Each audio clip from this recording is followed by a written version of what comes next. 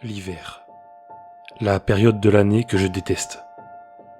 Ce n'est pas le froid qui me dérange, ni même le fait que les journées soient courtes, ou alors de voir des arbres sans aucune feuille. Si je déteste cette période, c'est parce qu'elle me rappelle une horrible tragédie qui m'est arrivée quand j'étais plus jeune. Je devais avoir 8 ans. C'était l'hiver, quelques jours avant Noël. La maison était décorée et le sapin était déjà installé depuis longtemps. Je me souviens que ma mère mettait en boucle les chansons de Noël. J'adorais cette période. Je me mettais à rêver du jour de Noël, essayant d'imaginer ce que le Père Noël m'apporterait, en priant pour que ce soit le super robot ou la figurine Batman que je voulais tant. C'était vraiment une bonne période. Puis un jour, il y a eu beaucoup de neige. On pouvait voir les flocons tomber avec violence à travers la fenêtre. Ma mère s'inquiétait parce que mon père n'était toujours pas rentré du travail. Ma sœur et moi, on était devant la télévision, à regarder les dessins animés, bien qu'avec la neige, la télé captait mal. Ma sœur était plus âgée que moi. Elle avait 9 ans. Je l'aimais beaucoup. C'est elle qui m'a appris à dessiner. Elle était douée pour ça. Quand elle en a eu marre de la télé, qui ne cessait de mal capter, elle m'a demandé de jouer avec elle. C'est ce qu'on faisait. On jouait à la poupée tous les deux, quand le téléphone de ma mère a sonné. Et je n'oublierai jamais le hurlement de douleur qu'elle a poussé. Elle venait d'apprendre que mon père était mort dans un accident de voiture. C'est un souvenir atroce. Le soir venu, c'est notre tante Cathy qui est venue nous garder, ma sœur et moi, à la maison, parce que ma mère était chez ma grand-mère. Ma tante essayait de nous faire rire, de jouer avec nous. Nous avions même cuisiné notre plat préféré, à savoir des pâtes en gratin. Mais rien n'y faisait. On passait notre temps à regarder la fenêtre, en espérant voir notre mère ou notre père, parce qu'à ce moment-là, on ne savait pas encore que notre père était décédé. Au moment de nous coucher, Cathy nous a lu une histoire. Si je me souviens bien, c'était une histoire sur Noël. Puis, nous a souhaité une bonne nuit et a éteint la lumière. À notre réveil, on ne trouvait pas Cathy. Pourtant, on l'avait cherchée partout, mais en vain. Et puis quand on a regardé dehors, la neige avait cessé. On a remarqué un grand bonhomme de neige dans la cour, à côté de la balançoire. On se disait que c'était Cathy qui avait dû le faire. Donc on est sorti pour le voir de plus près. Il était grand et très bien fait. Une grosse boule pour faire le ventre et une autre dessus pour faire la tête. Il y avait des branches plantées sur le côté pour faire les bras. Et une ligne de petites pierres était enfoncée dans la grosse boule en ligne verticale pour faire un semblant de bouton de chemise. La tête était particulièrement réalisée. La bouche était faite avec ce qu'on pensait être à ce moment de la peinture rouge ou du ketchup. C'était assez spécial. Nous, quand on faisait des bonhommes de neige, on plaçait soit une banane, soit des cailloux pour faire un sourire. Là non, sa bouche rouge était très particulière. Même les yeux n'avaient pas vraiment de forme. Il s'agissait juste de 2 trous creusés profondément. Le visage avait une expression sinistre. Quand je le regardais, j'étais mal à l'aise. Ma sœur a soudainement crié. Elle m'a dit que le bonhomme de neige l'avait frappé au visage. Elle était de l'autre côté. Je n'avais pas pu voir si c'était vrai. Mais en tout cas, elle avait une longue trace qui saignait sur son visage. Je l'ai vite amenée à la maison pour essayer de l'aider à lui nettoyer la blessure. Heureusement, ce n'était qu'une légère griffure. Elle m'a dit que le bonhomme de neige l'avait giflé sans aucune raison. Je trouvais ça bizarre, et je lui ai demandé si elle n'avait pas pris la branche en pleine tête à cause du vent. Elle m'a dit qu'il n'y avait pas de vent. Et elle avait raison. Il n'y avait pas le moindre souffle de vent dehors.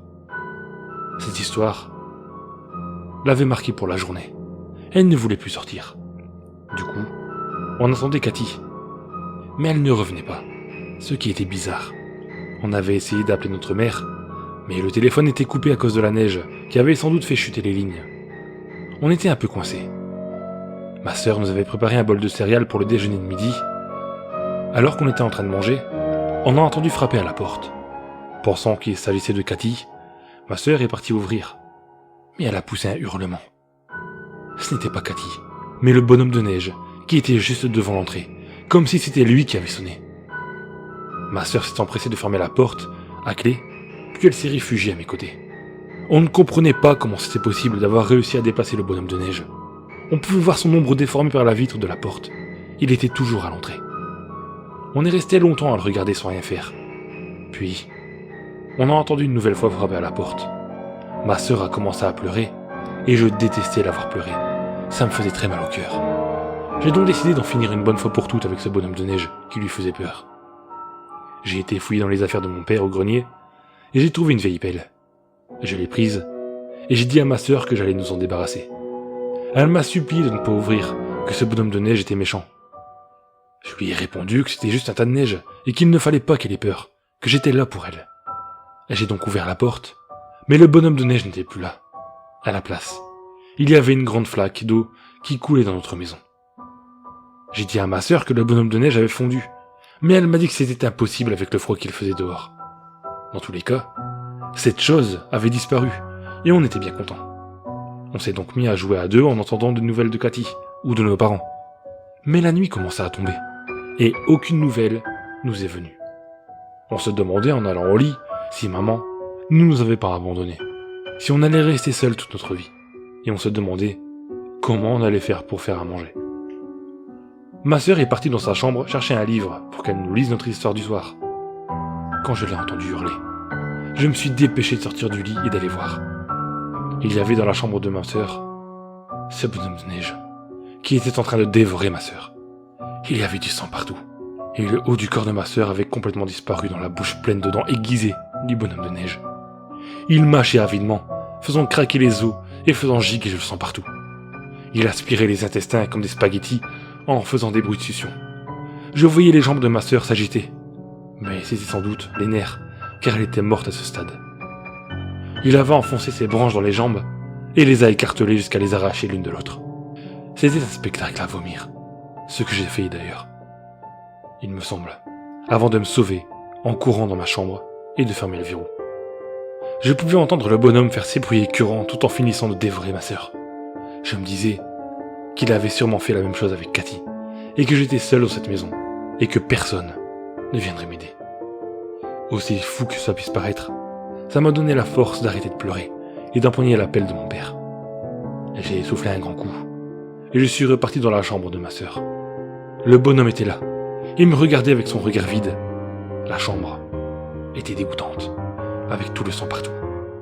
Je me suis approché de lui, la pelle à la main, et j'ai hurlé en lui sautant dessus.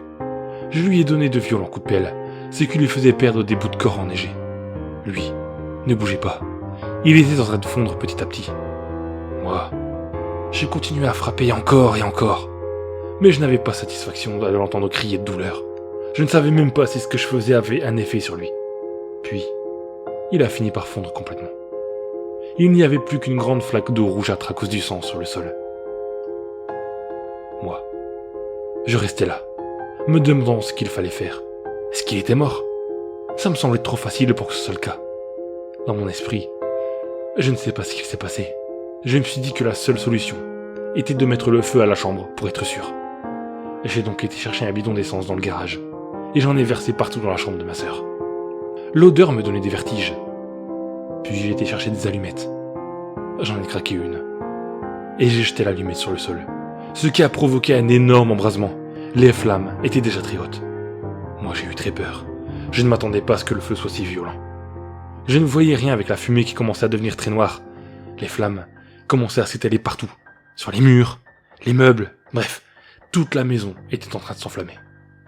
J'essayais tant bien que mal de quitter la maison, mais c'était difficile. Quand j'ai réussi à atteindre la porte, il y avait le bonhomme de neige qui m'attendait. Il était en train de fondre encore une fois, mais cette fois, son visage était déformé. Il était terriblement effrayant comme ça. Il s'est approché de moi, de sorte à m'empêcher de sortir. La maison était en feu, et moi je me battais contre un putain de bonhomme de neige complètement fou. Au moment où il a voulu m'attraper, une poutre enflammée lui est tombée dessus, ce qui l'a réduit en bouillie, que le feu a vite fait évaporer. Moi, ma tête tournait, je me sentais mal, et j'ai fini par m'évanouir. À mon réveil, on m'a expliqué que j'étais un survivant, que quelqu'un était entré dans la maison et avait tué ma tante et ma sœur, et que j'avais eu beaucoup de chance d'être vivant, que c'était un voisin qui était venu me sauver en voyant l'incendie de la maison. La police avait retrouvé des restes des corps de ma sœur et de ma tante, éparpillés un peu partout dans les décombres.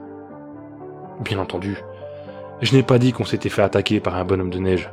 Même à mon âge, je savais qu'on allait me prendre pour un fou. Maintenant, je fais très attention quand il neige. C'est pourquoi j'ai le projet de partir vivre dans un pays où la neige n'existe pas. On ne sait jamais. Cette chose n'est peut-être pas morte. Ou peut-être qu'elle n'est pas seule.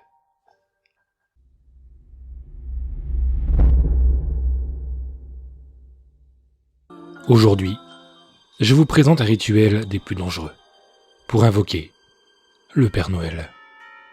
Je sais bien que beaucoup d'entre vous ne croient pas en lui, ce que je peux comprendre. Pourtant, il existe bel et bien. Et si vous l'invoquez, n'attendez pas de lui qu'il vous apporte des cadeaux. Par contre, vous pourrez lui demander quelque chose que vous voulez particulièrement, comme par exemple réussir un examen ou trouver l'amour de votre vie. Mais si jamais vous échouez dans le rituel et que le Père Noël ne souhaite pas vous accorder votre vœu, alors vous serez transformé en créature travaillant pour lui. En esclave, oui, exactement comme les fameux lutins. Vous pensez que tout est merveilleux dans le monde du Père Noël, mais pas du tout. Le Père Noël est un démon, qui certes offre des cadeaux aux enfants, mais tout ceci, c'est pour les réduire en état de petits soldats qui croient en lui. Car ce démon ne peut exister que si des gens croient en lui. Si d'un coup plus personne ne pense à lui, alors il disparaît. Le Père Noël est souvent décrit comme gros et avec une grande barbe, portant des vêtements rouges et de grandes bottes. Et c'est bien le cas. Quand il prend sa forme humaine, il apparaît comme ça devant les gens. Mais il paraît qu'en réalité, il est très grand, avec de grandes cornes, et qu'il est souvent nu et couvert de flammes. Ce démon parcourt donc le monde pour offrir des cadeaux aux enfants. Et il enlève ceux qui ne croient pas en lui, pour les réduire en esclaves qui vont travailler pour lui chaque jour.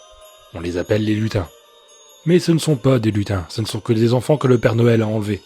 Ce sont eux qui construisent les jouets, sous les coups de fouet enflammés du Père Noël. Quand un des lutins désobéit, ce qui peut arriver, alors le Père Noël se jette sur lui et le dévore, devant tous les autres. Puis, il garde juste les yeux qu'il envoie aux parents de la victime au Noël suivant. Parfois, si vous avez de la chance, ou de la malchance à vous de voir, le Père Noël que vous rencontrez dans les marchés de Noël, eh bien c'est lui, le vrai Père Noël. Et lors de la photo, vous pourrez apercevoir une lueur étrange autour du Père Noël. Si un enfant pleure à son contact, c'est parce que le Père Noël lui hurle dessus dans sa tête. Il lui dit d'abominables choses, comme « Je vais tuer toute ta famille », etc. Il faut aussi que je vous parle de cette tradition de mettre un gâteau et un verre de lait pour que le Père Noël. En réalité, c'est uniquement une sorte d'offrande au démon, pour ne pas qu'il fasse de mal aux enfants, qui dorment paisiblement dans la maison. Cette offrande fonctionne de moins en moins bien. On a vu des familles se faire massacrer alors qu'il y avait cette offrande sur les tables. On pense que maintenant, il lui faut des choses plus importantes, comme un animal sacrifié, voire un humain. Il y a de nombreux témoignages sur des enfants ayant survécu au massacre du Père Noël. Ils nous racontent tous à peu près la même chose. Voici un des témoignages que j'ai pu trouver. C'était la nuit de Noël. Il était très tard. Toute la maison dormait sauf moi. Moi, j'étais caché dans le salon pour essayer de voir le Père Noël. Alors que je commençais à m'endormir, il y a eu un grand bruit. Puis, j'ai vu un homme barbu et portant un vêtement rouge apparaître en plein milieu du salon. Il était accompagné de deux enfants qui avaient les yeux et la bouche cousus. Leurs mains étaient coupées, à la place, c'était des lames de couteau qui étaient plantées dans leurs moignons. Le Père Noël a dit « J'avais dit tout le monde doit dormir, tant pis pour toi ». Et il a éclaté d'un grand rire avec le fameux « Ho ho ho ». Il a alors fait un geste vers l'étage avec ses mains, et les deux enfants sont partis dans cette direction. Quelques secondes après, j'ai entendu les hurlements. Les enfants étaient en train de massacrer mon père et ma mère. Le Père Noël m'a attrapé la main. Moi, j'ai hurlé de peur, mais il s'en foutait. Il m'a traîné jusqu'à l'étage, où il m'a forcé à regarder le massacre. Je pouvais voir les deux enfants donner des coups de lame partout sur le corps de mes parents. C'était vraiment épouvantable. Puis ils sont partis, me souhaitant un joyeux Noël. Ce témoignage donne froid dans le dos, et ce n'est pas le seul. Il y en a des dizaines, voire des centaines comme ça. Si après tout ce que je vous ai dit à propos de ce Père Noël, vous souhaitez toujours l'invoquer pour qu'il réalise un vœu, voici comment faire. Mais je vous recommande de ne pas l'appeler. Vraiment. Parce qu'il semble de plus en plus dangereux. Pour ce rituel, voici ce dont vous aurez besoin. Quelques branches d'épicéa, 2 bougies et une lame tranchante. C'est tout ce qu'il vous faut. Vous pouvez maintenant invoquer le Père Noël à n'importe quelle date. Ce n'est pas forcément au jour de Noël. Je précise parce que des personnes pensent que c'est obligatoirement le jour de Noël, mais non. D'ailleurs, vous aurez plus de chance à un autre moment, car le démon ne sera pas très occupé à une autre période. Après 11 heures du soir, asseyez-vous sur le sol dans une pièce toute lumière éteinte. Puis, allumez les bougies que vous placerez à vos côtés. Placez les branches d'épicéa devant vous, puis dites « Petit Papa Noël, quand tu descendras du ciel avec tes jouets par milliers, n'oublie pas mon petit soulier. » Oui, c'est exactement comme dans la célèbre chanson. D'ailleurs, cette chanson a été inspirée par le rituel, bien que presque plus personne ne le sait maintenant. À une époque, le Père Noël était souvent invoqué, sans que les gens ne s'en rendaient compte. Certaines personnes qui chantonnaient ont vu surgir le Père Noël devant eux, qui semblait attendre quelque chose. Puis, finissaient par tuer celui qui l'a invoqué, car il l'avait dérangé pour rien. Bref, donc vous dites, petit Papa Noël, quand tu descendras du ciel avec tes jouets par milliers, n'oublie pas mon petit soulier. Et attendez au moins 2 minutes. Ensuite, soufflez sur les bougies. Normalement, si tout se passe bien, vous allez entendre un gros bruit. Puis le Père Noël apparaîtra devant vous. C'est aussi simple que ça. Il ne vous demandera rien. Il va juste vous regarder. Si vous ne dites rien, il va vous trancher la tête. Car vous l'aurez dérangé sans aucune raison. Donc n'hésitez pas à parler. Dites-lui ce que vous voulez. Par exemple, Père Noël, je souhaiterais avoir mon permis de conduire. À ce moment, le Père Noël fera son célèbre « ho ho ho ». S'il ne le fait pas, préparez-vous à mourir, car il jugera que vous l'avez dérangé pour une broutille. S'il le fait, prenez la lame et tranchez-vous la paume de la main, jusqu'à ce que du sang tombe par terre. Normalement, le Père Noël s'approchera de vous et vous touchera le front avec sa main, puis disparaîtra. Cela signifie qu'il a exaucé votre vœu, et que vous pourrez passer votre examen de conduite en toute tranquillité.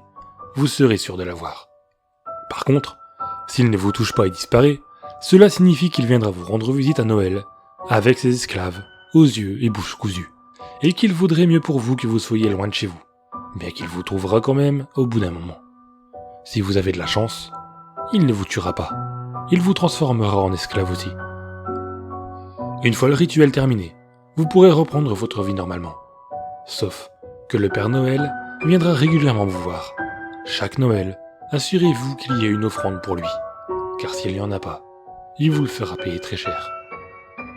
Encore une fois, je vous déconseille de faire ce rituel. Vous avez beaucoup plus de chances de mourir que de réussir. Et puis, j'ai réussi à avoir des témoignages de personnes l'ayant réussi, et ce n'est pas rassurant non plus. En voici un. J'ai fait le rituel pour invoquer le Père Noël. Je l'ai réussi. Il m'a touché le front. Puis il est parti. J'avais souhaité réussir mon bac. Ça a marché. Je l'ai eu avec mention, sans même réviser un seul cours. Mais toutes les nuits, quand je dors, je vois des enfants en train de travailler sous une chaleur épouvantable. Ils fabriquent des sortes de jouets. Et parfois, un d'eux reçoit des coups de fouet qui lui lacèrent le corps.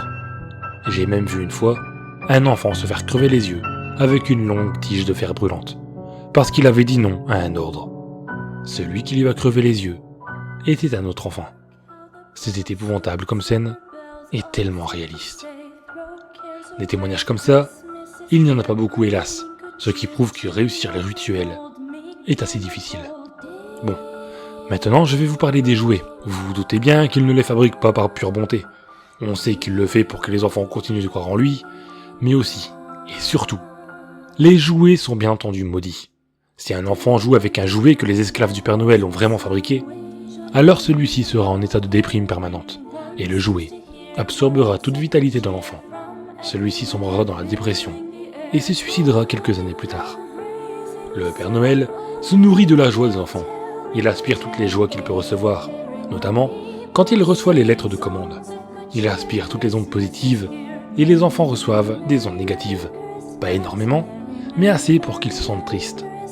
Seuls ceux qui jouent avec les jouets maudits dépriment bel et bien. On sait que le Père Noël a encore de longs jours devant lui, étant donné que chaque année, les enfants du monde entier l'attendent avec impatience. Si seulement ils savaient, cela ferait longtemps que ce démon serait parti.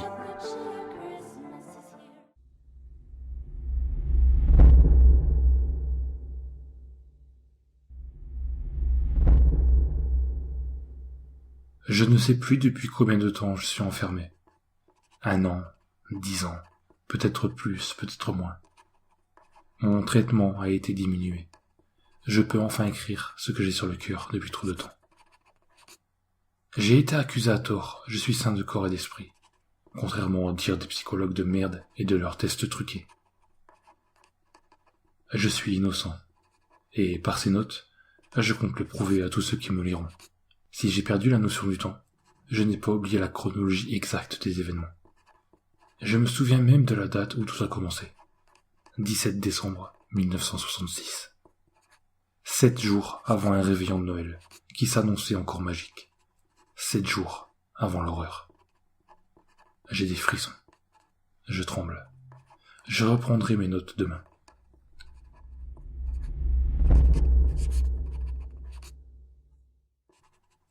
Je m'appelle Edward Cunningham. J'ai bien vieilli depuis mon internement. Je suis incapable de préciser mon âge exact. Ma mère, mon frère et ma sœur ne m'ont jamais rendu visite. J'habitais un petit village isolé du nom de San José, dans l'Arkansas. Une centaine d'âmes y vivaient, et presque tout le monde se connaissait, se disait bonjour. Mes parents y sont nés, y ont grandi, s'y sont mariés et ont donné naissance à leurs 3 enfants. Moi, j'étais le plus vieux des 3. Je devais avoir 13-14 ans quand c'est arrivé. Si je ne me souviens pas de ma date d'anniversaire, je me souviens de tout. Oui, de tout. Mais c'est toujours aussi pénible. Je suis déjà fatigué.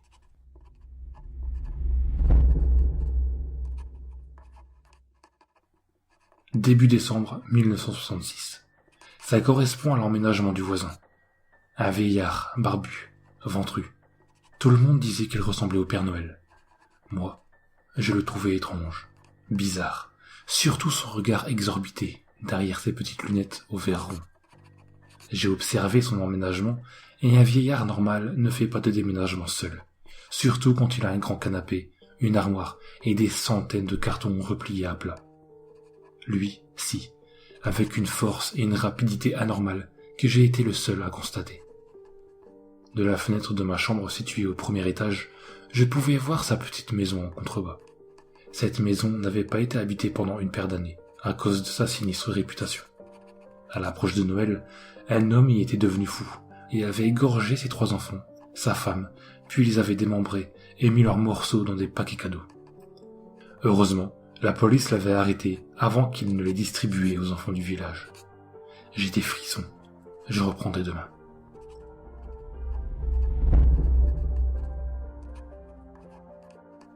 « 17 décembre 1966. Premier jour des vacances scolaires. Mais c'est aussi le jour de la disparition d'un petit garçon. Bien sûr, ça ameuta tout le village et toutes les maisons furent fouillées de fond en comble sans trouver quoi que ce soit. Le vieillard fut autant interrogé que les autres habitants. Aucune arrestation ce jour-là. 18 décembre 1966. Autour d'une petite fille qui jouait juste devant chez elle de disparaître. Le village était sans dessus-dessous. Plus personne ne se disait bonjour. Tout le monde soupçonnait l'autre. Même le chien de l'autre, comme si des chiens pouvaient bouffer des enfants sans laisser de traces. Il y eut des insultes, des bagarres, des gens furent mis en prison, et il y avait autant de flics dans le village que d'habitants. Moi, ce que je trouvais étrange, c'était le comportement de mon voisin, le vieillard. Il déambulait dans la rue, faisait ses courses, s'asseyait calmement sur un banc, et tout le monde faisait comme s'il était la seule personne normale du village. Les enfants venaient toucher son ventre ou sa barbe. Le vieux leur donnait alors des bonbons. Les parents le remerciaient et lui disaient qu'il était le seul rayon de soleil dans cette ville. Certains ont commencé à lui demander si pour Noël, il pouvait porter le bel habit rouge afin de redonner du moral à tout le monde. Il l'a accepté. Moi aussi j'ai été le voir, mais il m'a fait signe de ne pas l'approcher et il est rentré chez lui en claquant la porte. 19 décembre 1966. Comme je n'ai pas compris son attitude, j'ai commencé à l'observer de la fenêtre de ma chambre. Derrière la grande vitre de son salon, je voyais un canapé, et à gauche, le foyer d'une cheminée. J'apercevais aussi, au pied de ce canapé, le bord d'un tapis rouge, avec des motifs comme des sapins décorés de guirlandes et de boules. J'angoisse. Je continuerai demain, car c'est demain que l'horreur a commencé.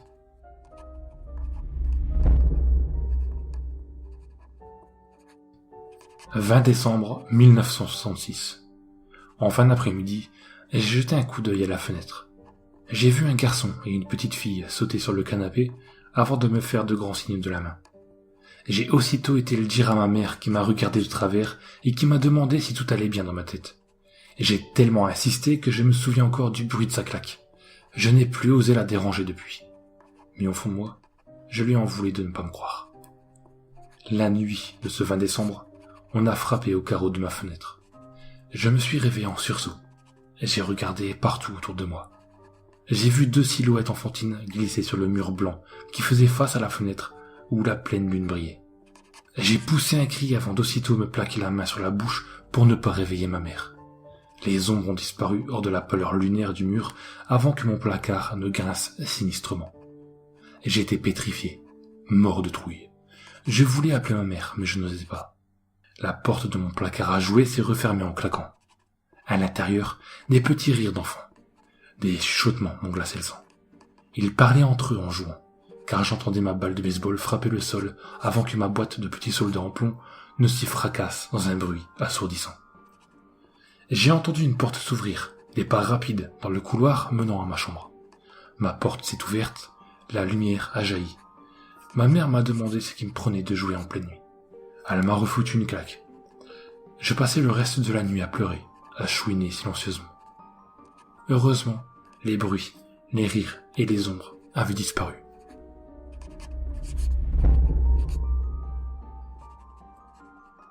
« 21 décembre 1966. Ce n'est qu'à la lumière du jour que j'ai ouvert mon placard. C'était toujours autant le bordel, mais ma boîte de soldats en plomb était toujours sur l'étagère. Peut-être que ma mère l'avait rangée. Je n'ai pas osé lui en parler. J'étais si fatigué de la nuit précédente que je me suis couché juste après le repas, de 19h. Entre-temps, j'avais réussi à subtiliser un couteau de cuisine au cas où. Ma mère ne pouvait pas m'aider, mais je me suis senti en sécurité avec lui. Dans la nuit, j'ai été réveillé par un hurlement d'enfant. Ça venait de mon côté droit, de derrière ma fenêtre, en contrebas. En claquant des dents, j'ai attendu. J'ai espéré que ma mère se lève, mais elle avait dû mettre des boules de cire dans les oreilles, comme elle le faisait parfois.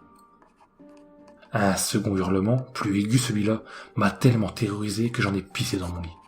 Ça m'a aidé à me lever et, malgré mon bas de pyjama trempé, je me suis approché de la fenêtre. Et j'ai regardé. 2 petits visages spectraux, lacérés de coups de couteau, la bouche grande ouverte, se tenaient derrière la fenêtre du salon. Ils me faisaient signe de venir les aider. Ils me suppliaient avec leurs petites mains qui tapaient contre les carreaux. Derrière eux, j'ai vu une silhouette gris clair, si grande que je ne voyais qu'une partie des jambes s'approcher. Puis 2 énormes mains les ont empoignés par le dessus de la tête et les ont violemment tirés en arrière. Leur hurlement finit peu à peu à s'éteindre. Puis j'ai senti le sol s'ouvrir sous mes pieds et je suis tombé sur la moquette. Je ne sais pas combien de temps je suis resté prostré sous la fenêtre. Ce fut ma jeune sœur qui m'a découvert gisant au sol. Elle a alerté ma mère qui a prévenu le médecin. J'ai préféré garder le silence sur ce qui s'était passé. Le médecin m'a ordonné de rester au lit toute la journée. Entre 2 sommes, je me souviens avoir lu des contes d'enfants pour me rassurer. Heureusement, le couteau était toujours caché sous mon matelas. Je fatigue. J'écrirai la suite demain.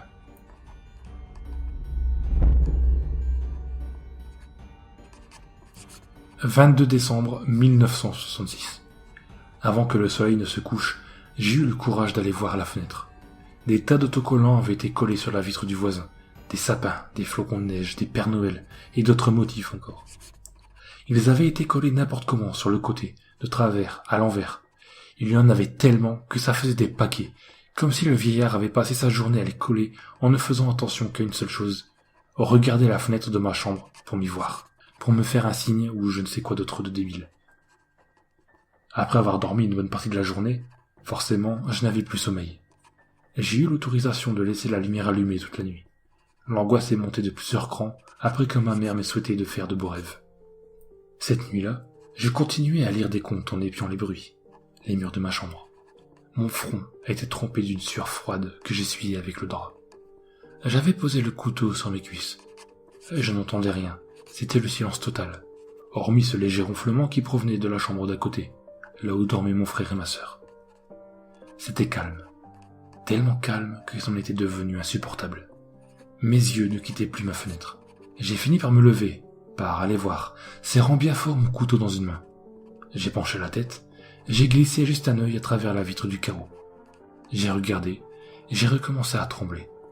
Les autocollants avaient tous été retirés, le canapé avait disparu, et à gauche, je voyais distinctement les braises du foyer de la cheminée former un halo orange pâle sur le sol. Dessus, il y avait des cartons montés et démontés, des rouleaux de papier cadeau, des rubans scintillants, des ciseaux. Il y avait aussi de l'ombre gris aux doigts très maigres qui montaient les cartons. Je ne voyais que ses bras. Le reste du corps était hors du halo orangé. Soudain, après avoir monté un dernier carton, les bras ont quitté mon champ de vision. C'est à ce moment que j'aurais dû dire stop. C'est à ce moment-là que j'ai vraiment commencé à dérailler. Les longs bras sont revenus un peu plus tard. Je ne saurais dire quand. L'un d'eux a pris un carton, a bien repoussé les 4 pans vers l'extérieur avant d'y plonger un truc horrible. Une petite main d'enfant. Je l'ai vu dans le halo. J'ai vu l'os du poignet sectionné, la chair rouge autour, le sang qui goûtait encore, chacun de ses 5 petits doigts. Et j'ai hurlé, hurlé, hurlé.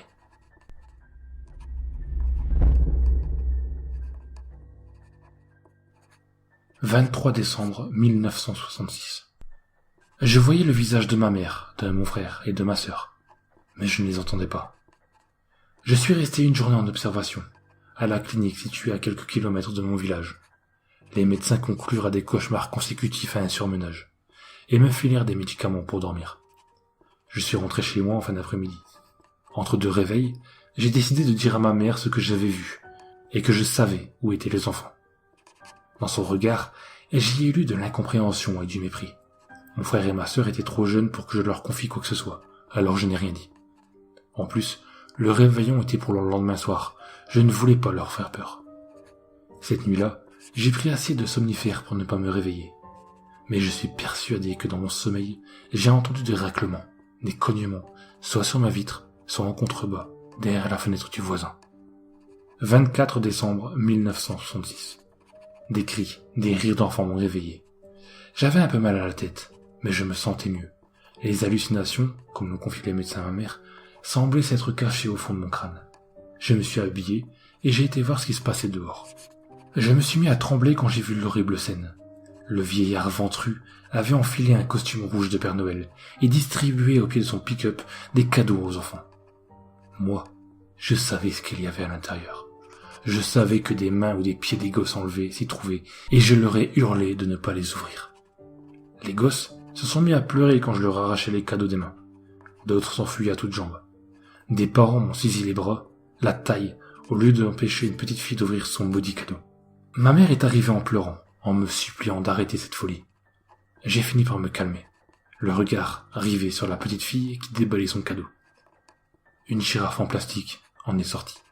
La petite fille est repartie toute contente. Ça m'a tellement calmé que je me suis assis sur les marches du porche de ma maison et j'ai regardé la joie, le rire, le bonheur se réinstaller autour du faux Père Noël. Car je savais qu'il n'était qu'une apparence trompeuse. Pourtant, sur le coup, j'ai douté. Peut-être que mon imagination me jouait des tours à cause de cette histoire horrible où un père avait découpé sa femme et ses enfants. Quand le pick-up est parti avec son faux Père Noël, j'étais seul sous le porche. J'avais retrouvé un certain calme, une certaine sérénité.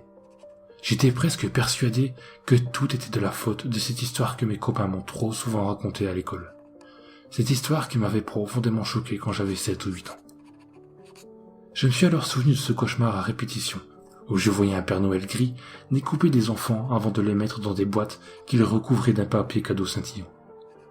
Puis, avec un grand sourire carnassier, il les distribuait sur la place du village. Oui, je me souvenais de cet horrible cauchemar. J'étais persuadé qu'il en était la cause, avant que je n'entende grincer la porte d'entrée du voisin. Ce grincement m'a fait comme un électrochoc. Je me suis levé d'abord. Tout en moi me hurlait de fuir, de remonter dans ma chambre, de m'y enfermer. Mais il y avait ma fenêtre. Cette fenêtre qui donnait sur la maison voisine, celle où la longue et maigre silhouette grise découpait des enfants du village. Je ne pouvais pas continuer à me cacher, à avoir des visions. Je ne pouvais plus le supporter. Je devais savoir. J'y suis allé.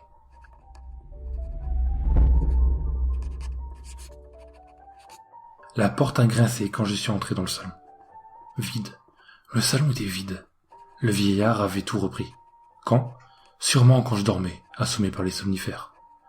Une épaisse couche de poussière recouvrait le sol. Je fus étonné de l'absence de traces de pas. Mais une chose m'a confirmé que je n'avais pas rêvé. Les autocollants de Noël gisaient par terre sous la fenêtre. Certains formaient des paquets, d'autres erraient en solitaire un peu partout. Je me suis approché, j'ai voulu en ramasser un, mais je n'ai pas pu.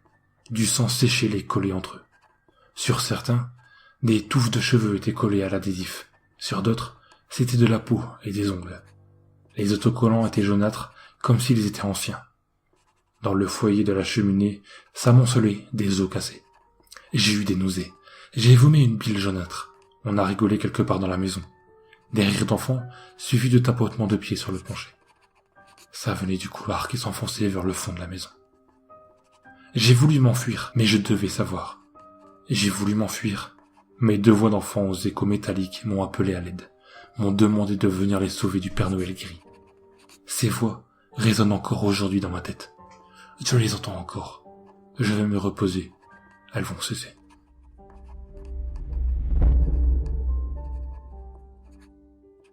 Je me suis avancé vers le couloir à droite de la cheminée.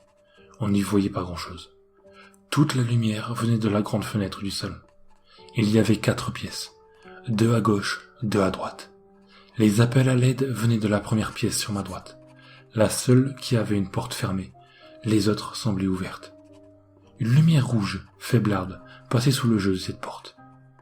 Maîtrisant ma peur malgré tout, j'ai posé une main tremblotante sur la poignée ronde. Je l'ai tournée, des cliquetis métalliques ont giglé avant de céder leur place au grincement des gonds. Une ampoule diffusant une lumière rouge gisait au bout du fil dénudé du plafond. Les rires s'étaient tus. Des cartons étaient empilés contre les murs. Au milieu de la petite pièce, j'ai vu des vêtements et une petite main d'enfant sectionnée au poignet. La même que l'autre nuit, quand cette chose au long doigt l'a mise dans un carton. J'ai hurlé, mais je n'ai pas bougé. Je tenais enfin une preuve que je n'étais pas victime d'hallucination. Je n'ai pas osé toucher à la main de cet enfant. Mais j'ai pris les vêtements et je me suis enfui en courant. Et j'ai retrouvé ma mère dans la cuisine en train de préparer le dîner du réveillon. Son visage a blêmi quand elle m'a vu entrer en hurlant que je savais où était le reste des corps des enfants disparus. Je lui ai montré les vêtements et après les avoir examinés, elle a froncé les sourcils. Elle a alors demandé ce que je faisais avec les vêtements de mon frère et de ma sœur. Je n'ai rien compris et j'ai entendu les cloches autour de moi. Je me suis évanoui. La suite et la fin seront demain. Pendant la rédaction, j'ai appris que je sortais de l'asile après-demain. À 71 ans, les médecins ont jugé que je n'étais plus dangereux. Mais je n'ai jamais été dangereux. Je suis innocent, comme va le confirmer la fin de mon histoire.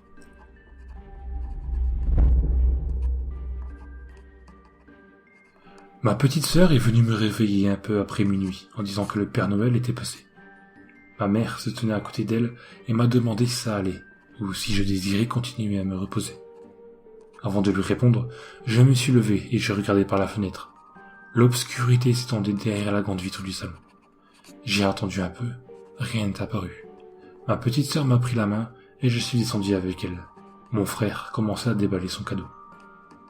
J'ai ressenti une terrible angoisse en le voyant faire. Je vois encore ses mains déchirer le papier cadeau, ses doigts soulever le couvercle d'une boîte. La couleur rouge sang de son camion de pompier. Je fus soulagé. J'ai poussé un long rire salvateur et ma mère m'a caressé une joue. Pantois, je les ai regardés déballer les cadeaux. Je ne pouvais rien faire d'autre tellement j'étais heureux que tout redevienne normal. Enfin, c'était jusqu'à ce que ma sœur ne déballe son dernier cadeau, une poupée. Je sais qu'elle était belle, cette poupée.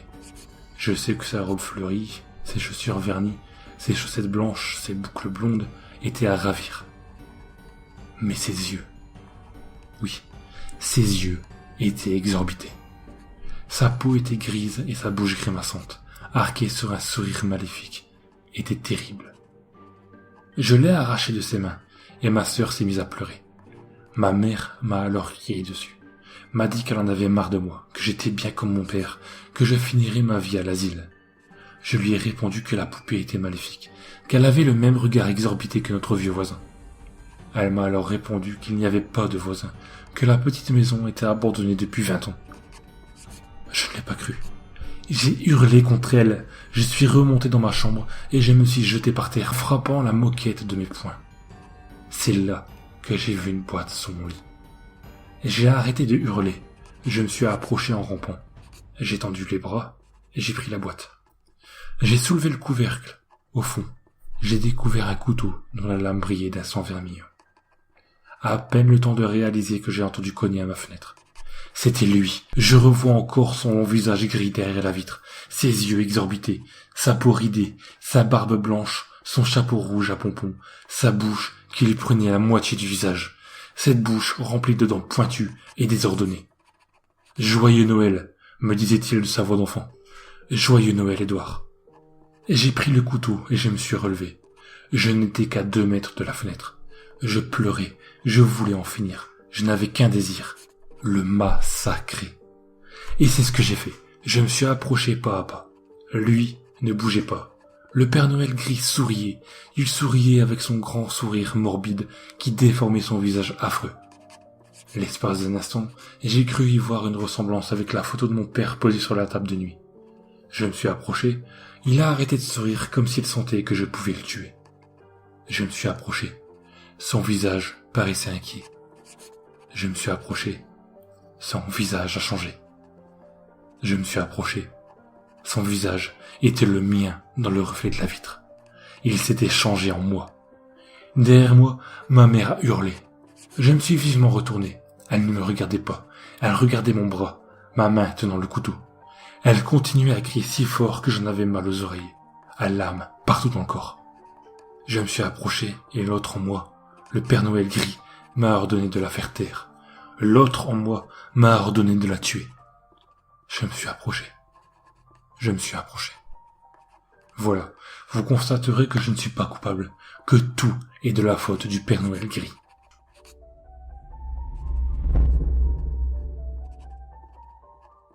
Je sors dans quelques heures. Je suis très content. Tout ça est enfin sorti de ma tête. J'ai eu la joie d'apprendre qu'avant de mourir, ma mère m'avait laissé de l'argent qui a fait beaucoup de petits sur un compte épargne. Je vais pouvoir m'acheter une maison.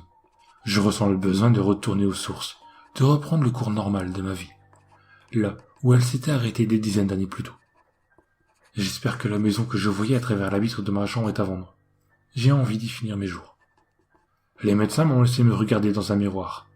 Comme j'ai changé depuis l'adolescence. J'ai une grande barbe blanche, j'ai un gros ventre, je suis joufflu. Avec un bel habit rouge et un bonnet de la même couleur, je crois que je ferai un formidable Père Noël. Je trouve que mes yeux dépassent un peu trop de leurs orbites, mais ce n'est pas grave, je les cacherai derrière des lunettes aux verres ronds. J'ai hâte d'être à Noël, j'ai hâte de me déguiser. J'ai hâte que des petits garçons et des petites filles viennent s'asseoir sur mes genoux. J'espère juste qu'ils ne crieront pas trop, sinon l'esprit du Père Noël gris pourrait quitter la maison et revenir.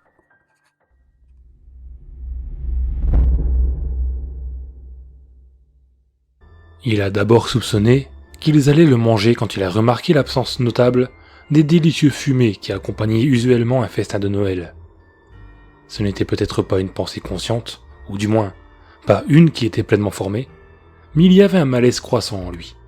D'une certaine manière, il savait. Si une famille vous invitait pour le dîner de Noël, la maison serait certainement remplie des merveilleux arômes associés à ce festin annuel. Une succulente dinde rôtie, des légumes glacés au miel, peut-être même la douce odeur du vin chaud.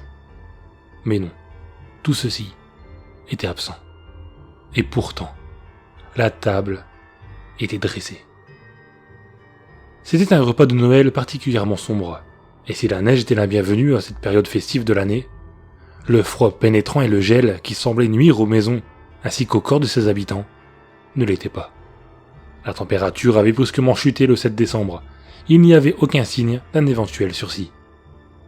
Les familles ont fait de leur mieux pour se rejoindre, mais pour beaucoup, ce serait un Noël solitaire. Voyager, surtout pour les personnes âgées, était presque impossible. Les températures dangereusement basses et la peur de glisser sur le verglas les immobilisaient. Une seule chute suffirait à fracturer une hanche ou une épaule, et pour les plus fragiles d'entre eux, se remettre d'une telle blessure n'était pas une tâche aisée. La famille Cardinal avait pris en pitié un vieux monsieur qui avait récemment emménagé dans leur quartier, à quelques rues seulement de chez eux. Les cardinals étaient très impliqués et prévenants, et avaient créé un petit groupe d'aide locale qui avait pour but de s'occuper des personnes âgées, vulnérables, et passer du temps avec. Tout le monde les connaissait et les aimait. Timmy était le plus jeune, un garçon d'à peine 5 ou 6 ans. C'était un enfant à qui tout le monde vouait une grande admiration. Il ne se plaignait jamais, ne causait jamais de problèmes, et était toujours adorable. Sa grande sœur, Camille, âgée de 10 ans, était tout autant admirée. Ils étaient la preuve vivante des aptitudes parentales aimantes et bienveillantes de Ben et Lucie Cardinal. Chaque année, la famille Cardinal était admirée pour son dévouement et son engagement envers ses prochains, pour leur passion, presque du zèle, à aider les moins chanceux. Mais derrière les sourires et la façade bien façonnée de famille aimante, se dissimulait un dessein bien plus sinistre. Ils avaient une tradition annuelle, une façon de se récompenser pour leur gentillesse et leur générosité. Une tradition qui remontait à de nombreuses générations de la famille Cardinal. Chaque Noël, ils invitaient une personne à dîner. Elle serait accueillie à bras ouverts dans leur maison, installée confortablement à une table joliment dressée, et divertie par une conversation drôle et agréable de Noël. Puis, à la lumière du feu crépitant dans la cheminée, l'invité serait poignardé à mort et mangé avec gratitude.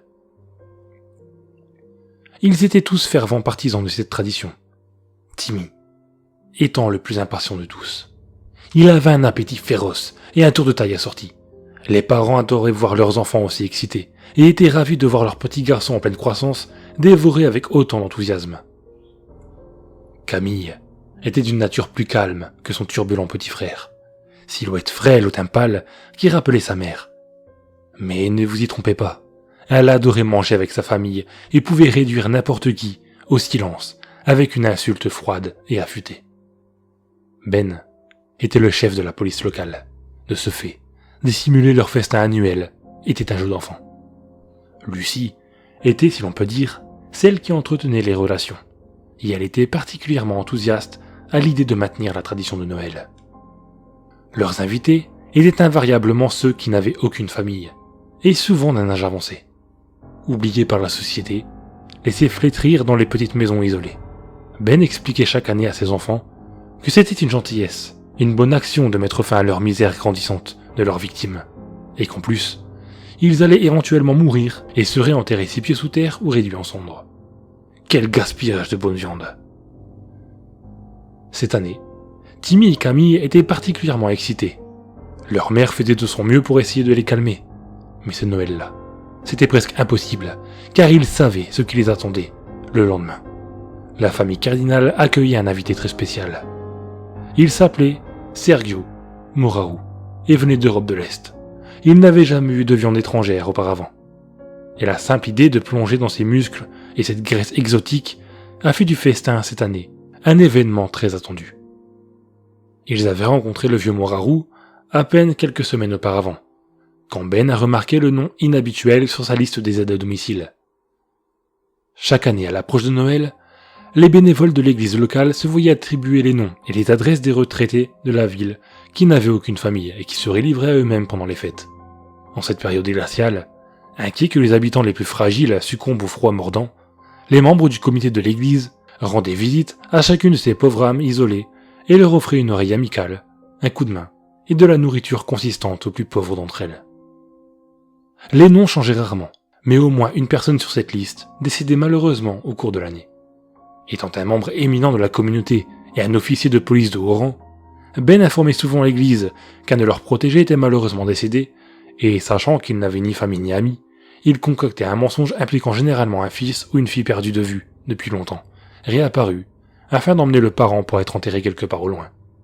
Ou alors, il disait qu'il avait simplement déménagé et en conclu un accord avec un agent immobilier local pour la vente de la maison. La famille n'était pas sans influence. C'était incroyable de voir à quel point personne ne remettait en question ce que Ben disait.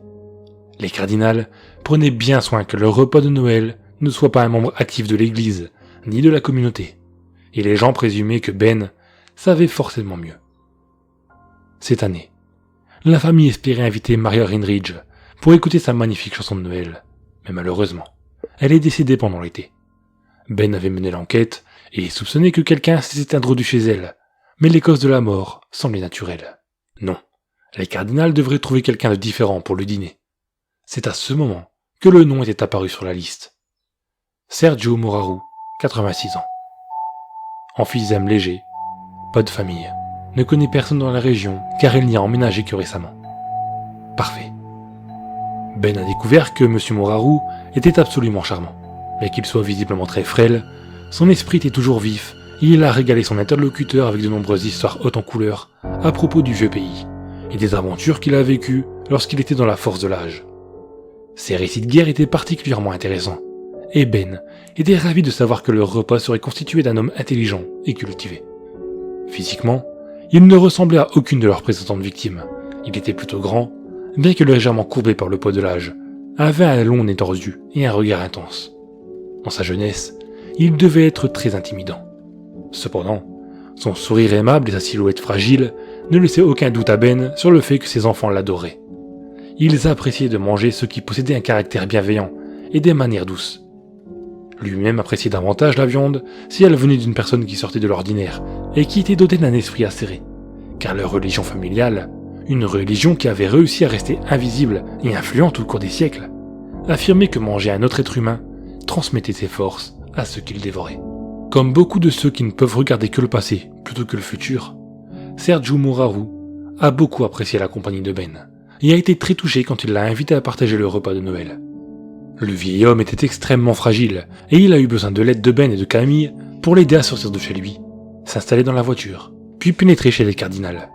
Son emphysème était particulièrement mauvais ce jour-là, et chacun de ses pas était accompagné par le son de sa respiration difficile. Chaque pièce de la maison des cardinals était pleine de décorations de Noël plutôt banales, avec de nombreuses cartes ornant chaque table visible, montrant à quel point Ben et sa famille étaient populaires. La table était joliment dressée avec une étoffe rouge, sur laquelle était posé un élégant ensemble de vaisselle de couleur crème. Le vieil homme a pu constater que les autres membres de la famille étaient tout aussi plaisants et agréables que Ben. Timmy et Camille étaient gentils et très bien élevés pour leur âge, l'aidant avec précaution à s'installer et remplissant son verre à chaque fois qu'il était vide. Finalement, Lucie est apparue portant un énorme plat. Il était inhabituellement grand, et pendant qu'elle s'asseyait à table, le vieux Moraru a surpris l'expression de son visage. C'était bref, il a immédiatement essayé de le mettre sur le dos de son imagination. Mais cela l'a profondément troublé. C'était comme si une blague était passée entre Lucie et ses enfants. Une blague dont il était exclu. Un début de sourire, et pas un dans l'esprit de Noël, plutôt un sourire méchant, qui ressemblait à celui d'un tyran conspirateur, comme si Sergio était la victime d'une farce, attendant d'être ridiculisé. Alors que le malaise commence à disparaître, Ben est apparu avec un grand couteau, qui rappelait au vieil homme davantage un outil de boucher que l'ustensile nécessaire pour couper une dinde de taille décente. Dinde qui brillait de plus en plus par son absence. Ils restèrent assis pendant plus d'une heure, chaque membre de la famille cardinale remplissant avec enthousiasme le verre du vieil homme et s'inquiétant de chaque toux ou respiration difficile. Mais c'était une étrange inquiétude.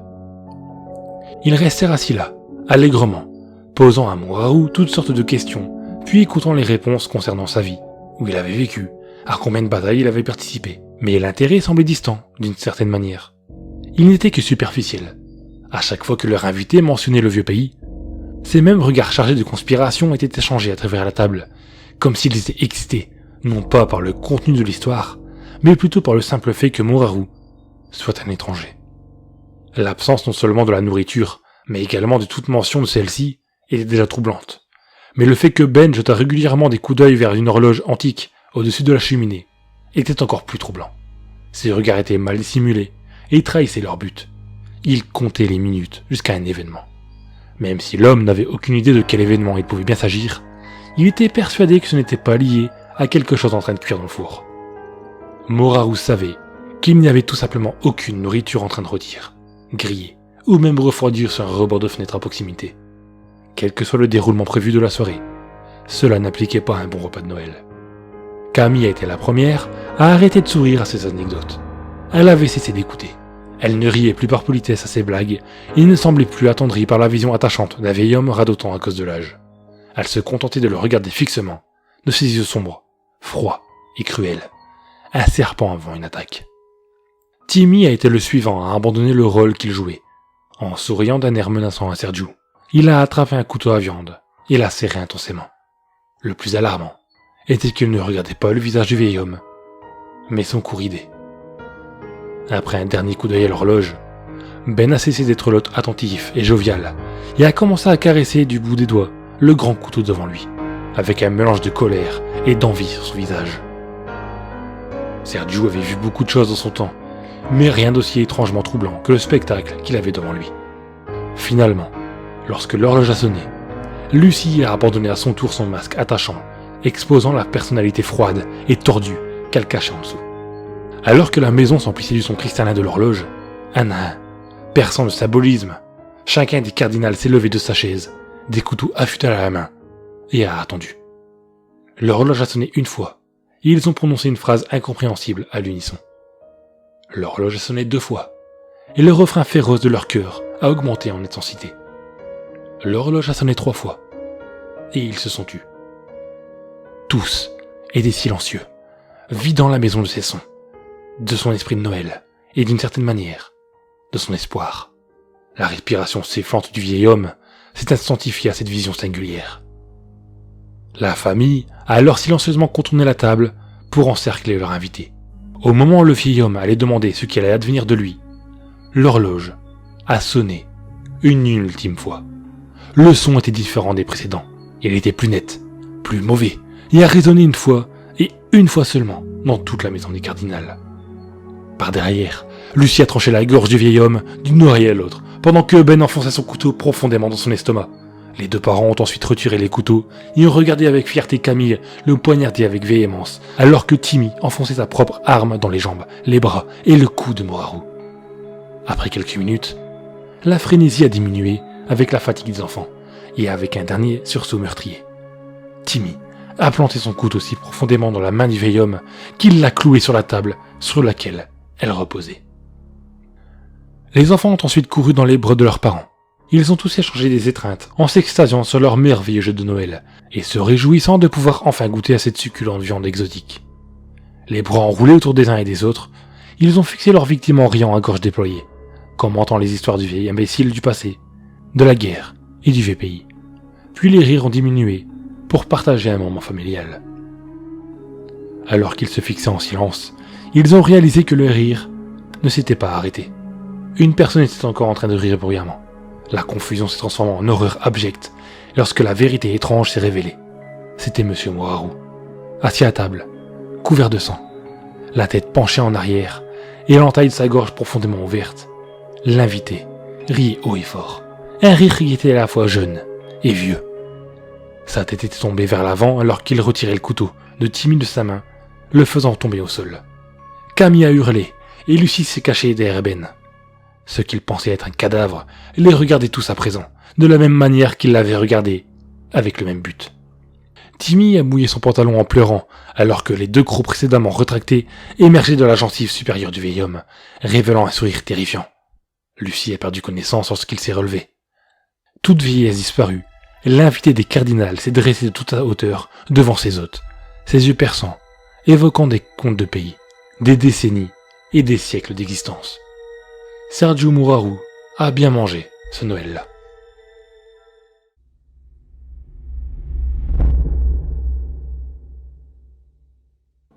En cette période de fin d'année, et plus particulièrement cette période d'avant Noël, vous êtes sans doute nombreux à avoir dans votre logement un sapin de Noël, qu'il soit naturel ou artificiel. Je suis sûr que plus de la moitié d'entre ceux qui écoutent ces mots en ont un. Moi, je n'en place plus. Ce n'est pas que je n'aime pas, bien au contraire, j'adore ça. Mais ça me fait penser à quelque chose qui est arrivé à un ami il y a quelques années. Ce n'est pas lui qui me l'a raconté, puisque malheureusement, il n'est plus de ce monde. J'ai simplement trouvé son journal, et je me suis permis de le lire. Arthur écrivait beaucoup dans ce carnet. D'après les premières pages de son journal, c'est sa psychologue qui lui a conseillé de faire ça. Il a écrit qu'à la base, ce carnet devait lui servir à écrire ses rêves, mais que finalement, il sentait le besoin de parler. Je ne veux pas vous lire l'intégralité du journal, parce que premièrement c'est assez long, mais aussi que le début ne vous regarde simplement pas. Il écrit par exemple que son père lui manque. En effet, son père est décédé quand il était petit. D'ailleurs, Je veillais à ne jamais lui en parler. Donc, je vais vous lire les dates importantes qu'il écrivait peu avant sa mort, et vous allez voir que Arthur avait une fixation sur le sapin de Noël. Voici les extraits. Je ne me sens pas bien aujourd'hui. Je sais que je dis ça depuis plusieurs jours, mais en ce moment, je me sens de plus en plus mal. Je ne fais que penser à mon père. Noël approche. Ma mère ne pense qu'à ça. Elle essaye à tout prix de me trouver le cadeau qui me ferait plaisir. Bien que moi-même, je ne sais pas de quoi j'ai envie. Je ne veux rien. J'ai l'impression que je ne serai plus jamais heureux. À l'école, presque plus personne ne me parle. Je suis seul. Alors, je me souviens qu'effectivement, à un moment, Arthur voulait toujours être seul. À chaque fois que la sonnerie retentissait, il se dépêchait de sortir du cours et d'aller se réfugier dans les toilettes. Des mecs qui s'en sont aperçus lui ont même joué un sale tour. Ces connards l'ont attendu dans les toilettes, l'ont déshabillé de force et ont jeté ses vêtements dans les toilettes. Le pauvre, quand j'y repense. À sa place, j'aurais été rouge de honte et n'aurais pas voulu sortir des toilettes. Mais lui, une fois que les connards étaient sortis, il est sorti complètement nu et a traversé le collège comme ça. Son visage était fermé. Il n'avait aucune réaction. Il est parti droit sur un de ces merdeux qui l'avait agressé et s'est jeté sur lui. Le mec a été tellement surpris de voir Arthur à poil en train d'essayer de le frapper qu'il en est tombé. Et Arthur en a profité pour lui donner plein de coups au visage. Il avait le nez explosé, ainsi que les lèvres. Il n'a arrêté de frapper qu'au moment où un surveillant est intervenu. Il a eu beaucoup de problèmes, déjà le fait qu'il se balade nu, bien que ce n'est pas vraiment de sa faute, mais bon, le directeur a estimé qu'il n'était pas obligé de sortir des toilettes nu et aurait pu demander de l'aide de l'intérieur. Il a été renvoyé de l'école. Personnellement, je trouve ça injuste car les autres cons étaient toujours là, à rire bêtement de leurs conneries. Sauf Mehdi, lui, il était en arrêt à cause de ses blessures. Voici d'autres extraits du journal. Ma mère ne m'a même rien dit pour mon renvoi. Elle dit que ce n'est pas ma faute et que le directeur va prendre cher. Je sais bien qu'elle dit ça sur le coup de l'énervement et que rien ne changera. J'aurai une autre école et c'est tout. Je m'en fiche. Je n'ai pas d'amis dans ce collège. À part peut-être Loïc. Bien que je me fiche aussi de lui. Il passe son temps avec cette conne qu'il reste avec. Alors, vous l'aurez peut-être deviné, je suis Loïc. Et lire ces lignes, je dois avouer que ça m'a un peu fait mal. Parce que j'avais eu l'impression que c'était lui qui me rejetait. Moi, je ne voulais pas insister. Mais jamais je ne l'ai abandonné ou quoi que ce soit. De plus, cette conne, comme il l'appelle, c'est seulement une amie, rien d'autre. Je pense qu'il croyait qu'on était en couple. Et peut-être était-il jaloux. Je ne sais pas si on peut être jaloux en tant qu'ami, mais ça doit être ça qu'il avait. Voici la suite, et c'est là que les vraies choses bizarres commencent. Bientôt c'est Noël, et ma mère a acheté le sapin. Cette année, il est très grand, et assez imposant. Elle avait dû le payer une fortune. Je ne comprends pas pourquoi elle fait ça, on n'est que deux. On n'invite personne chez nous. Mais chaque année elle le fait. D'ailleurs, elle m'a demandé de décorer le sapin avec elle. Ce que je n'avais pas fait depuis un moment. J'ai trouvé ça agréable. Quand je regarde le sapin, j'ai l'impression d'aller mieux. C'est bizarre, mais je me sens détendu. Je ne saurais pas vous expliquer, c'est comme ça. Aujourd'hui, j'ai passé ma journée devant le sapin. Je regardais ces guirlandes et boules de Noël qu'on avait accrochées un peu partout. Ma mère insistait pour qu'on joue à un jeu vidéo tous les deux. Mais elle ne voulait pas comprendre. Pourquoi elle ne voulait pas me laisser là? Je n'emmerdais personne. À partir de cet instant, on peut se rendre compte que Arthur commençait à devenir accro au sapin. C'est une phrase que je n'aurais jamais pensé prononcer un jour, mais c'est le cas. Je ne sais pas si les gens peuvent s'accrocher à un tel point à un objet. Je ne sais pas comment était Arthur à ce moment, étant donné qu'il n'était pas à l'école et qu'il ne me répondait pas au téléphone. Donc les possibles parenthèses que je vais faire seront des hypothèses sur ce que je vais lire. Extrait suivant. Noël, c'est dans 2 jours. Je sais qu'après, ma mère enlèvera le sapin. Il perd déjà ses épines, et ça me rend triste de le voir dans cet état. J'ai recherché sur Google comment le garder plus longtemps, et j'ai suivi quelques conseils. Mais ça n'a pas fonctionné. Il perd de plus en plus d'épines. C'est de la faute à ma mère en même temps. Elle l'a acheté beaucoup trop tôt. J'ai eu une idée. J'ai demandé à ma mère si cette année on pouvait garder le sapin plus longtemps. Elle m'a regardé avec un air de dépit, comme si je lui annonçais que j'avais une maladie ou je ne sais pas quoi. Elle m'a demandé pourquoi, et que si on le gardait, est-ce que j'allais passer mes journées devant à ne rien faire d'autre que le regarder. Bien entendu, je lui ai dit non. Mais bien sûr que si. Pourquoi elle ne veut pas comprendre qu'il me fait du bien? Qu'en le regardant, je ne pense pas à mon connard de père qui est mort. Pourquoi? Ici, vous pouvez voir qu'il a insulté son père pour la première fois, et sans aucune raison.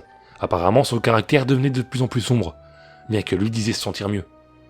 Je ne vous embête pas plus longtemps, voici la suite. Noël, c'est aujourd'hui. Enfin, le réveillon. Mais nous, on a toujours appelé le 24 décembre Noël. Je suis sûr que beaucoup d'autres aussi. Ma conne de mère a insisté pour qu'on fasse le réveillon à deux, et cette fois pas devant le sapin. Elle m'a expliqué que me voir passer mes jours à le regarder sans rien faire d'autre la rendait triste. Mais moi, putain, qui se soucie de moi? Pourquoi je dois toujours faire des efforts pour les autres? Elle me fait chier, cette bouffonne. Je n'ai pas envie de bouffer son putain de repas de réveillon. Je suis mieux seul. Pourquoi elle ne veut rien comprendre? Il est tard. J'ai quand même passé la soirée avec cette bouffonne. Mais je me suis bien amusé. Je ne lui ai pas parlé de la soirée. Elle a passé son temps à chialer, en me demandant pourquoi je ne lui parlais pas. Qu'est-ce qui m'arrivait? Même si j'aurais voulu lui répondre, je n'aurais pas su quoi dire. Je me sens mal. J'ai comme l'impression que ma tête va exploser. J'entends parfois des choses dans ma tête. Je crois que c'est le sapin. C'est peut-être ridicule, mais il m'a dit d'agir, de faire du mal, de me débarrasser de cette douleur. Mais qu'avant, je dois me débarrasser d'elle. Elle m'empêche d'avancer. Je suis en train d'écrire alors que je regarde les lumières dans le sapin. Elles clignotent d'une manière étrange. Lentement. Très lentement. Et toutes les lumières sont rouges, alors qu'avant elles étaient de toutes les couleurs. Je crois que c'est le signal. C'est maintenant que je dois agir. J'ai eu le temps d'y réfléchir ce matin pendant que j'ouvrais les cadeaux. Que des merdes d'ailleurs. Des jeux vidéo, des BD. Enfin, je lui avais pourtant dit que je ne voulais rien. Bref, je vais attendre que ma mère soit dans son bain. Et je vais brancher une guirlande à la prise de la salle de bain. Puis, je jetterai la guirlande dans l'eau. Je crois que c'est une bonne idée. Alors, je me sens obligé ici de vous dire que là, il semble que Arthur a complètement dérapé. À la lecture de ces lignes, je ne le reconnais plus du tout. J'imagine le sourire qu'elle devait avoir en écrivant, et je me sens mal en y pensant. Si seulement j'avais continué à lui parler, peut-être que ce ne serait jamais passé comme ça. Voici les derniers mots d'Arthur dans son journal. Ça y est, ma mère est en haut. J'ai quand même vérifié par la serrure si elle était dans son bain. Et oui, je l'ai vue complètement à poil, et c'était dégueulasse. Comment mon père a voulu baiser une femme aussi laide qu'elle. Bref, j'ai la guirlande, et je vais y aller. Je me sens excité là. J'ai l'impression que le sapin me dit d'y aller. C'est le moment. Voilà, ce sont les derniers mots que Arthur a écrits dans son journal. La suite, je vais vous la raconter. Je vais vous dire ce que j'ai pu comprendre en écoutant les conversations des uns et des autres. Arthur serait bel et bien monté dans la salle de bain, avec une guirlande. J'imagine que sa mère lui a demandé ce qu'il faisait avec, etc. D'après les spécialistes, Arthur aurait frappé violemment la tête de sa mère contre le rebord de la baignoire. Il y avait des traces de sang sur la baignoire, et surtout, des blessures au niveau du nez et des lèvres de la mère. Donc je pense, mais bien entendu, je ne suis pas sûr, qu'ils se sont battus, que Arthur s'est jeté sur sa mère pour la frapper, parce qu'elle lui avait sûrement demandé de partir. Peut-être qu'elle avait eu peur de lui en le voyant arriver avec les guirlandes. C'est possible. Dans tous les cas, Arthur a bien mis son plan à exécution. La guirlande était branchée et jetée dans l'eau, tuant la mère mais aussi Arthur, qui était également dans la baignoire, mais habillé, comme si la mère l'avait entraîné dedans. Et je pense que c'est ce qu'il s'est passé. La mère, sous le choc, a peut-être empoigné son fils, qui est tombé sans le vouloir dans l'eau, mettant fin à ses jours. Voilà l'histoire d'Arthur. La police a bien entendu enquêté, et rien d'anormal émanait du sapin. Par contre, moi, depuis ce temps, je n'ose plus installer de sapin de Noël. On ne sait jamais. Faites attention à vous, si vous avez un sapin.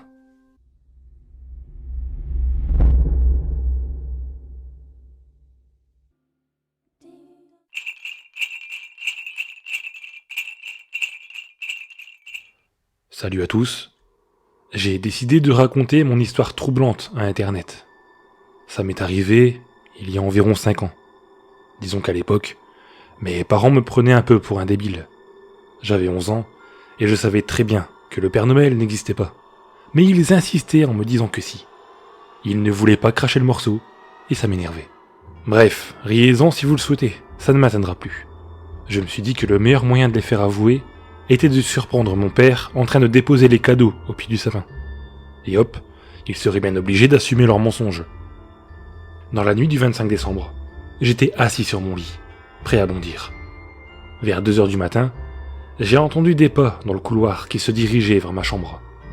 Je me suis immédiatement allongé en me disant que si mon père me voyait réveillé à cette heure, je risquais de me faire engueuler. J'ai entendu la porte de ma chambre s'entrouvrir. J'ai fermé les yeux pour faire mine de dormir.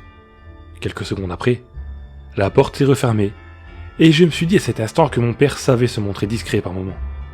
C'en était presque fascinant. Il se déplaçait d'un pas si léger. Bref, j'ai attendu quelques minutes pour sortir de mon lit. Ma chambre donnait directement sur le salon. J'allais pouvoir le surprendre. J'ai entrouvert la porte, et bordel, je l'ai vu. Pas mon père, mais bien le Père Noël. Il était assis au pied du sapin, en admiration devant celui-ci, avec ses espèces de lutins. L'un d'eux s'est tout doucement retourné vers moi. Il m'avait vu. Pris de panique, j'ai fermé la porte et je me suis dirigé vers mon lit en mettant ma couette par-dessus ma tête. Quelques instants plus tard, j'ai entendu ma porte s'entrouvrir à nouveau. J'étais terrifié. Pourtant, le Père Noël était bon. Je n'avais aucune raison de l'être. Il se rapprochait vers moi. Ma respiration était bruyante, mais je me devais de rester silencieux. Il était tout près. Je l'ai entendu chuchoter. « Ce n'est pas bien d'essayer de surprendre le Père Noël. » Puis il a rajouté. « Cela mérite une bonne punition. » J'étais si effrayé que j'ai fini par appeler mes parents à l'aide. Bien évidemment, il n'y avait rien dans ma chambre. Je leur avais tout expliqué, mais ils disaient que j'avais dû faire un mauvais rêve. Ils ne me croyaient pas. Ils ont même décidé à enfin m'avouer que c'était mon père qui déposait les cadeaux et qu'il n'y avait jamais eu de Père Noël. J'étais content qu'ils admettent enfin que je n'étais plus un enfant. Je n'étais pas pour autant plus rassuré en ce qui concerne les événements auxquels je venais d'assister. Ou bien, avait-il raison? Était-ce un cauchemar? Le lendemain, je me suis levé, tout excité à l'idée d'ouvrir mes cadeaux. Si bien que j'avais presque oublié les événements de cette nuit. Mon père m'a souri quand il m'a vu arriver. Ma mère, quant à elle, était occupée à appeler notre chat par la fenêtre, qui avait encore dû partir se promener. J'ai déballé mes cadeaux, il y avait exactement tout ce que je souhaitais. Des Action Man, ce genre de trucs. Ma mère s'était retournée vers moi en souriant. Elle était ravie que ça me plaise. Elle a alors détourné son attention sur le dernier cadeau. D'un air intrigué. Elle ne comprenait visiblement pas d'où il provenait. Et mon père non plus. J'ai repensé à la veille. Dans un mouvement d'hésitation, je l'ai ouvert. Le papier recouvrait une boîte à chaussures dans laquelle j'ai retrouvé mon chat. Mort. Éventré. Je vous passe les détails de la suite. C'était déjà assez dur pour moi de vous en parler. Aujourd'hui, je suis allé au marché de Noël de la Défense. Et je l'ai revu. L'espèce de lutin qui m'avait vu cette nuit-là. Celui qui avait dû avertir le Père Noël. Je l'ai pris en photo avec mon téléphone. C'est l'image que vous voyez actuellement sur la vidéo. Regardez-le. On dirait qu'il m'a reconnu.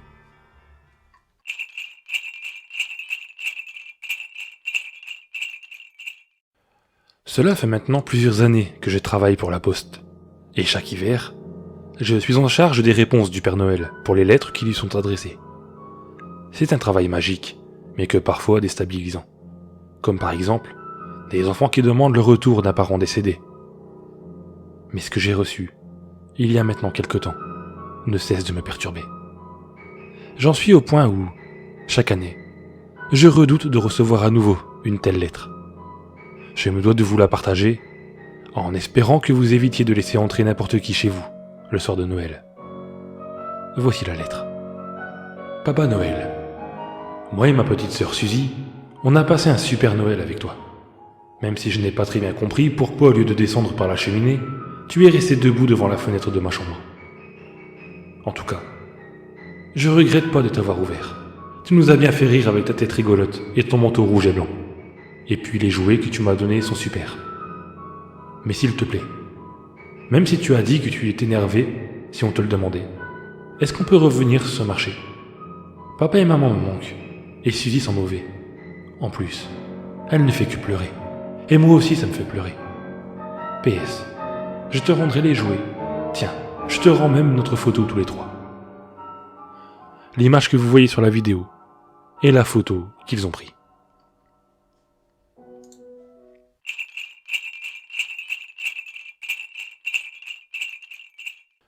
Maman m'a dit que j'avais le droit à ce que je veux pour Noël. Alors j'ai demandé une Barbie. Mais moi, ce que je veux vraiment, c'est papa. Mon papa, il est parti dormir. Et il ne veut pas se réveiller. Maman m'a dit que son sommeil durerait longtemps. Elle pleurait. Je ne sais pas pourquoi j'ai pleuré. Je l'ai vu, mon papa. Il était dans ma chambre, et il m'a parlé. Il m'a dit que tout irait bien pour moi et maman. Il m'a promis un beau cadeau, à tous mes anniversaires et à tous les Noëls. Quand je l'ai dit à maman, elle m'a regardé en pleurant. Je ne sais pas pourquoi. À mon anniversaire, j'ai eu une rose de la part de mon papa. À Noël, j'ai eu une jonquille. Et à chaque fois, maman pleurait. Là, j'ai 7 ans et c'est bientôt Noël. Aujourd'hui, c'est Noël. Et je suis content car papa est venu. Il a dit bonjour à maman, mais elle a crié et elle est tombée dans les pommes.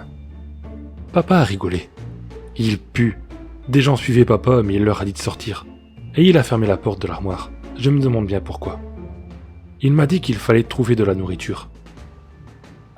Il a fait plein de trucs avec plein d'objets. Je suis dans ma chambre, et il m'a dit de ne pas sortir sauf s'il me le dit.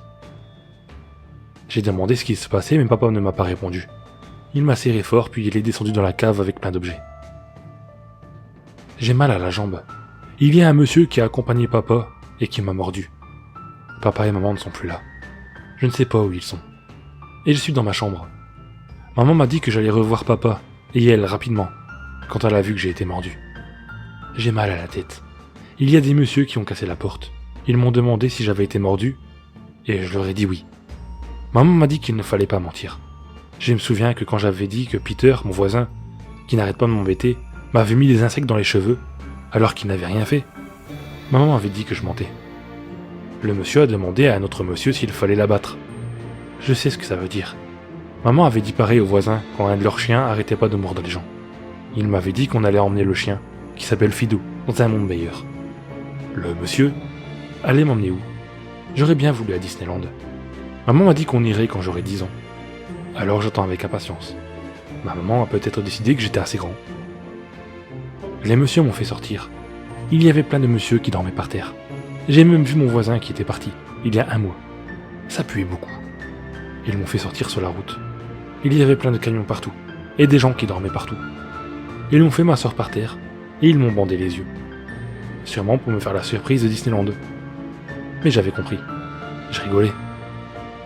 J'espère qu'on va bien s'amuser à Disneyland avec papa et maman. Ding dong, that is their song, way joyful ring, all caroling. One seems to hear words of good cheer from everywhere.